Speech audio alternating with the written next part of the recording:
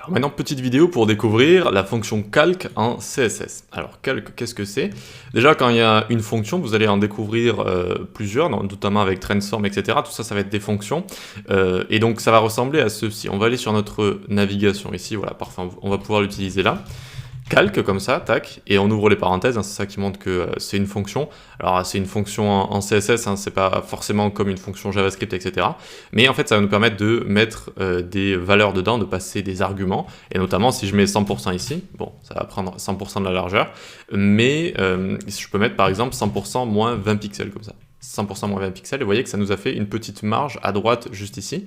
Et c'est ça calque, hein, c'est aussi simple que ça. Ça permet de faire des petits calculs. Calque, ça veut dire calcul tout simplement. Et ça va nous permettre de faire ce genre de petits calculs.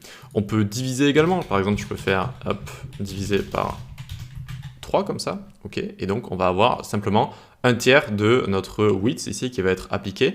On peut diviser, on peut faire fois 3 également. Si je fais 10 pixels fois 3, tac, on va avoir plus ou moins la même chose. Et ce qui est intéressant, c'est qu'on peut additionner différents types d'unités, c'est-à-dire des unités absolues, des unités relatives. Et par exemple, ici, je peux faire 10% plus 30 pixels.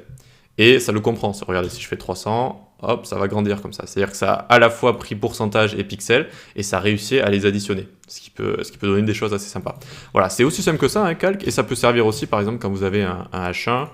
Donc, je vais mettre un H1 ici, tac, le 5, très bien. On va s'occuper de lui là. Hop, et son font size, par exemple. Alors déjà, je vais lui donner une couleur, sinon on va pas le voir. Color, tac, F1, F1, F1. Hop, nickel. Et donc, un font size responsive sans media query, eh bien, on va faire un calque ici. On va lui mettre 40 pixels de base, donc normalement là, hop, il va grandir. Et on va lui mettre plus 6 VW. VW, on connaît, c'est viewport width, c'est 6% de la largeur d'écran. D'accord? Donc regardez, ça va grandir et rétrécir avec notre largeur d'écran. Alors c'est peut-être un petit peu trop. On va mettre ici 2 et on va text align center. Text align center comme ça, tac. Voyons voir ce que ça nous donne. Hop, on a un titre qui grandit et qui rétrécit en même temps que notre écran ici.